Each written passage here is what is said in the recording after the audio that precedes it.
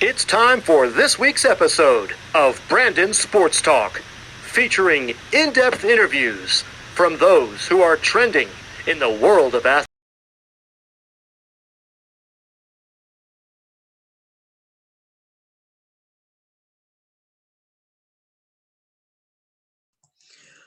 Welcome back to Brandon Sports Talk. In today's episode, I have the privilege to interview the Assistant General Manager of the Wisconsin Timber Rattlers, Aaron Hahn. How are you doing today? Good, Brandon. How are you? I'm doing good. Can you talk about how you knew that you wanted to work in professional sports? Just from just growing up, and always had an interest in sports. Didn't play a lot of organized sports necessarily, but just always had an interest. I always went through the paper and looked at all the box scores and kind of looking at numbers and a lot of things like that. Listened to a lot of Brewer games on the radio when I was a kid, and that's kind of how it went. Can you talk about, of course, how you've gotten into it and what teams led you to where you are now?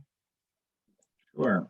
So when when I was finishing up college, I needed an internship to graduate, and I'm from the Wisconsin area originally, and had an opportunity, just kind of put myself out there, had an opportunity for different internships, and ended up going to Birmingham, Alabama, and working for a minor league baseball team, the Birmingham Barons down there. That was the same team that Michael Jordan played for his 1 year in baseball. I was 10 years after him though. So I was in 2004. He played for them in 1994. So great experience down there in Birmingham, and got to know kind of what minor league baseball is all about. Worked with a great group of people down there, and some different circumstances led me back home, and then started for the Timber Rattlers in 2006, and been here since. What was your time like with the Birmingham team? I was an intern, so I didn't have as many responsibilities as a full-time person does, but I was booking birthday parties, booking little league team parties, Field of Dreams, which is a minor league or a little league team going out on the field for the national anthem with the team. Handled Boy Scout sleepover, Girl Scout sleepover on the field. So those were kind of the main things that I handled down there, and it just kind of opened my eyes to the minor league world, and started my network in professional baseball. What was it like whenever you got the job to go back home to Wisconsin to be the assistant general manager and president? Well, I started as a seasonal seasonal in our box office in 2006. So I wasn't guaranteed anything beyond the season. I think I started in February of 2006, and by I want to say maybe June, July, they talked to me about a full-time position and staying on, and had some changes in different areas of the front office. So there were some openings there, and then the next year I headed up the ticket department, so the box office and the group sales department, and did that for a number of years.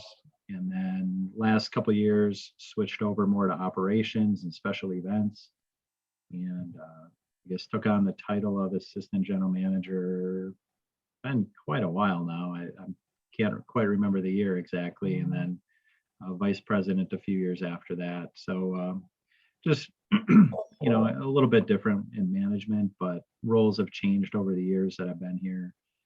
So been here 15 years, so hopefully things have changed a little bit and roles have changed a little over that time. What is your role and responsibility as the assistant general manager? Sure. So I work with our president and general manager, and we just had an ownership change. So he's a minority owner in the team now as well. Rob Zerjav is his name, and he's been with the team since the second year of of our existence. So 1996, I believe, he started as an intern here, and kind of help, assist him with running the organization and making some decisions on things, hiring. But my kind of day-to-day stuff is operations of the team and stadium. So we're making sure that this place is looking good. We're doing some different projects and things. So I work with our director of stadium operations on some of those things, where we'll be painting something one day, fixing something another day, helping on the field with some ground stuff another day. So it's kind of all over the board with that. But then on the special events side, putting together concerts. We host our state high school baseball championships here, and have for quite a long time before I even started. We used to host the NCAA Division III baseball championships here. That went away a couple years ago, but responsible for that when that was here. We host some charity softball games with the Packers. So Donald Driver has done a charity game for a few years when he was with the Packers, and now in retirement. And then we've usually had a current Packers offense versus defense game that we've put on every year for a long time, minus last year with COVID when kind of everything got shut down. So a lot of different special events that we put on. People and then randomly rent out the stadium or rent out our parking lot for different events. So kind of working through all those different events, setting them up and managing those, making sure everything goes smoothly. How important is it to, of course, work closely with the Green Bay Packers? We have, well, actually, our president, Rob Zerjav, I think he might have interned, or he worked early on with the Timber Rattlers with one of their key media people up there and communications director. So he has a good relationship with some folks there. But truly that game has come about through really agents. So it's been kind of the marketing agent for the player. So it was Brett Favre for a while when he was in Green Bay. Then from there it switched over to Donald Driver. He took it over for a few years. Then Jordy Nelson took it over for a few years. And then in the last few years, it's been Clay Matthews, Devontae Adams, Aaron Jones. So good to hear Aaron Jones re-upped with the Packers yesterday. So hopefully we can get that game back again this year and get that moving. So, but it's huge to have a relationship with the Packers, and anything that you can say Packers even in this part of the country is huge. It carries a lot of weight. So everybody loves the Packers up here. That's amazing. What is a typical game day like for the Wisconsin Timber Rattlers? So we, on a game day, we're getting ready for a game. So if it's a day game, a night game, just making sure the stadium is ready. We're inviting a couple thousand people into our home every day. So we want to make sure it's presentable, everything's clean, everything's working. We're just ready to be a good host. So making sure all that's good before we open gates, making sure our staff is aware of everything that's going on. There's a lot of prep that goes into it, a lot of cleaning beforehand, and open the gates and kind of put on our show. And that's kind of up to the players. But again, we take care of everything that we can on the backside to make sure it's all in good order. And then after a game, we're cleaning up. So we'll be here picking up trash in the seating bowl and using backpack blowers to blow the sunflower seeds and peanut shells and all those things, and get it all ready for the next day, for the next game, and make sure it's presentable again. What are some of your traditions that y'all have implemented for Wisconsin Timber Rattlers? I guess the one kind of different thing that we have is we have a bratzuka. So between one of the innings, we drive we have a team vehicle as well that's wrapped with our logo and name and everything on it. And so that we drive that around the warning track with a trailer on the back, and then we have like a t-shirt gun almost kind of thing that's wrapped with a oversized bun, so it looks like a brat. And you shoot out. We actually shoot brats out of it, so they're wrapped in tinfoil and all that, and so they don't explode. But we shoot brats out of that into the crowd. So one time a game. So that's our bratsuka. So it's a pretty neat tradition, and it's been going on here maybe from the start before my time. So people love it. It's pretty amazing. What are some of the things that y'all have implemented now due to COVID being affected? Well, we haven't had any games since COVID, so really, we have had some events. So really, it's just maintaining a cleaner stadium even than it has been in the past. So we're making sure everything's wiped down, disinfected, all those types of things. We're in contact with Major League Baseball. They communicate with all the teams and let us know basically what their expectations are for this year. So start the season, Major League Baseball is requiring us to pod seat different groups so we can socially distance everybody. So if you have a group of 4 here, there's got to be a couple seats open between the next group, and basically a row open in front, or at least put people off center from them, so there's a 6-foot distance. So our ticket department has been working hard on that and kind of mapping out the stadium and making sure that we're adhering to those policies. The other thing Major League Baseball is requiring is masks in the stadium for everybody, for all fans and staff. And those are both for the month of May at this point, which we're expecting to start in May. May 4th is our first scheduled home game, which is a month later than it normally is from a typical year. They pushed it back a month, but we're just excited to hopefully host in less than 2 months now. I think 50 days out we are from that time. So there's going to be a few things, and then hopefully if the numbers keep declining in the area, which they have been, knock on wood, that some of those restrictions can be lifted moving forward, and we can get back to a little more normal. What is the process between, of course, being affiliated with the major league team? One more time, Brandon. Sorry. What is the process of being affiliated with a major league team? Sure. So basically,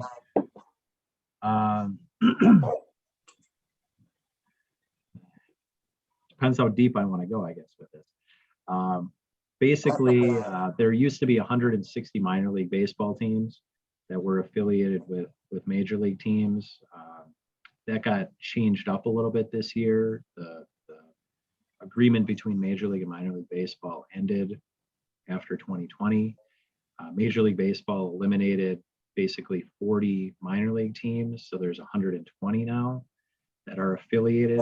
So with the 30 major league teams, each one has 4 affiliates at kind of the minor league level, not including rookie ball, which happens at their complexes for the most part.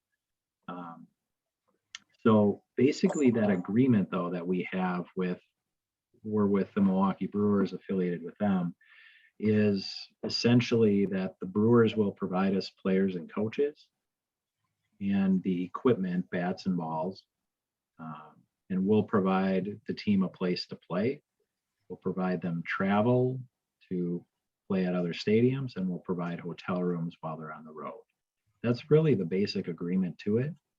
So there isn't, any agreement between players or anything like that. The players are all under contract with the Milwaukee Brewers, and they're just assigned to play for us. So, we'll get calls from people wanting to try out for the Timber Rattlers, and sorry, but you need to talk to the Milwaukee Brewers about that. The Timber Rattlers don't sign players. We just are assigned players from the Milwaukee Brewers. Um, so we'll have that, and then people will tell us that our owner, whatever, and it's like, no, we're not owned by the Milwaukee Brewers. We operate separately. So if we don't like the team that they send us, we can voice our displeasure with the Milwaukee Brewers, but they don't have to change it, much like we run our own business. So if they don't like how we run things or how much we charge for tickets or popcorn or whatever, they can voice their displeasure with that, but there's nothing they can do to change that. We operate completely independently, just with that basic working agreement. Can you talk about, of course, the process of, let's say, if a player is on the the Timber, and then gets called up to become a Milwaukee Brewer? What is that process like? Yeah. So typically, if they're assigned to us, and we actually switch levels now too this year. We used to be low A ball, low class A. We're now going to be high A for this coming year and for the foreseeable future. So typically, once the Brewers sign a guy or draft a player, there's a couple different rungs to it. So rookie ball is kind of the lowest level. So they'll have maybe some young signings. They can sign as young as 16 years old out of some Latin American countries or South American countries.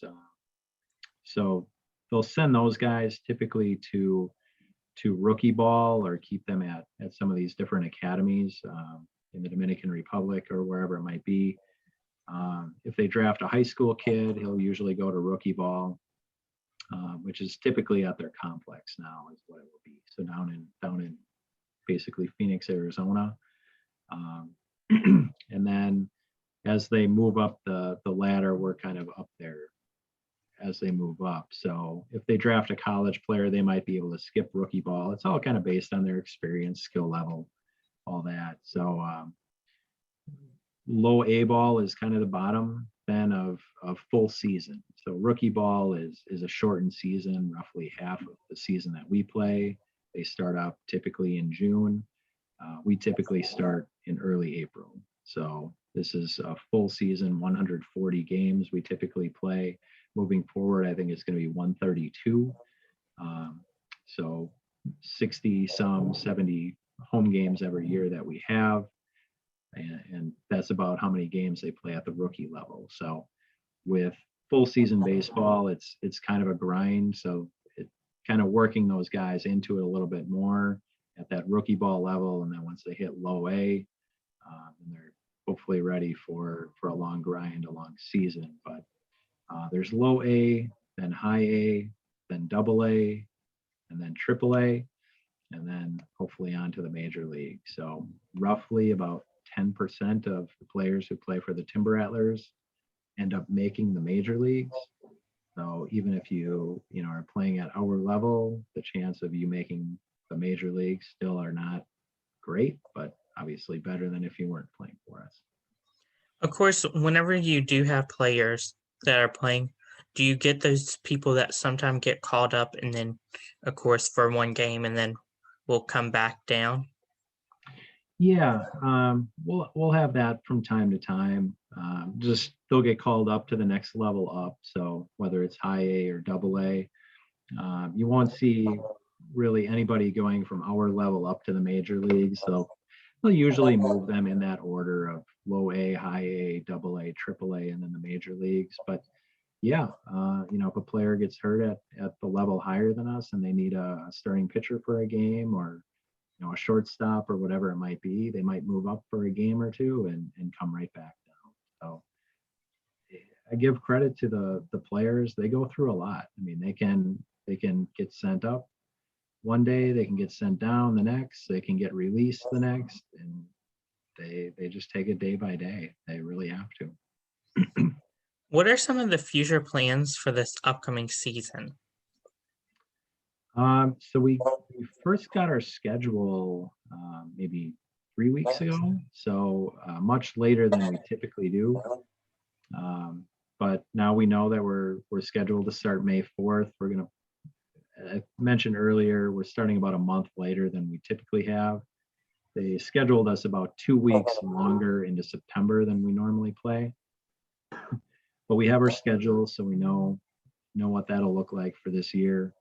So now we basically plotted out all of our game times, and then all of our promotions that we're running. So, Tuesday we're going to have bang for your buck. So $1 hot dogs, $1 sodas, and $2 beer.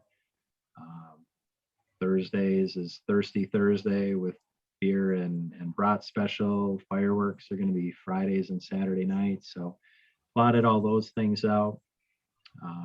We have a lot of giveaways planned for last year, and we got shut down basically, 20 days before our season was supposed to start last year. So we got all those bobbleheads in and all those giveaways in. So we plotted those back into our schedule for this year now. So it's been basically mapping out our promotional schedule for the year. And then our ticket team is working on selling tickets, and myself and our groundskeeper and our director of stadium operations are just getting the field ready, getting the stadium ready, making sure everything's ready for this season.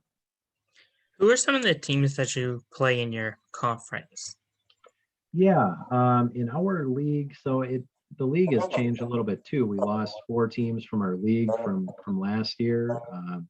3 are actually no longer affiliated baseball. One of them moved to a different league, kind of geography based. So we play, the only other team in Wisconsin is the Beloit Snappers.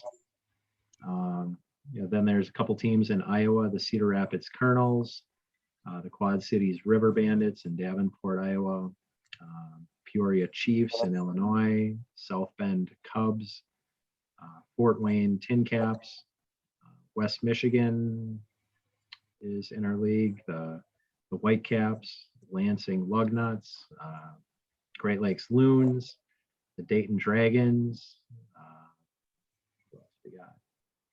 Lake County Captains just outside of Cleveland. I think that's all of them. So 12 teams in the league, but it stretches from Iowa, Wisconsin, Illinois, over to Cleveland, Ohio, Dayton, Ohio, up to Michigan. So it's a pretty wide range.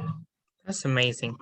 What advice would you give upcoming future assistant general managers looking to get into baseball? Well, if you're looking to get into sports just in general, is be willing to do whatever's asked of you. Best way to get your start is most people don't walk into being a president or general manager, assistant general manager, or anything like that. Typically starting as an intern or starting entry level in sales a lot of times is kind of the best way to get in, is by making sales, otherwise operations, just getting your hands dirty, willing to work long hours. We put in a lot of hours in minor league baseball to make all the events happen, and just try to have a good positive attitude about things that you're asked to do. You don't have to love it, but if somebody's complaining all the time about everything they're asked to do, well, not good for them and not good for the company they're working for. It's probably not going to last too long.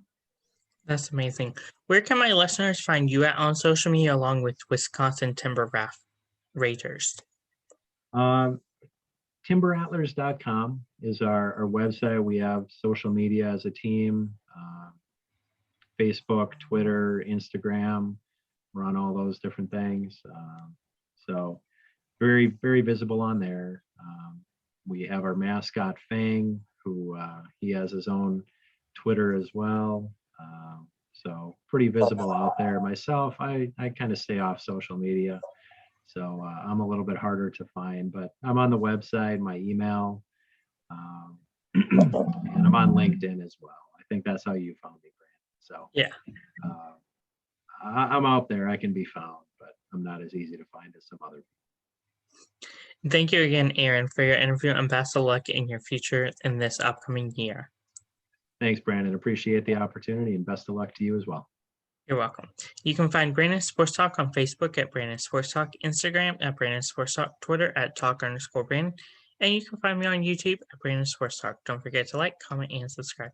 Thank you again, Aaron, for your interview, and best of luck. You've been watching Brandon Sports Talk. Please feel free to like, share, and subscribe to Brandon Sports Talk on social media and on YouTube.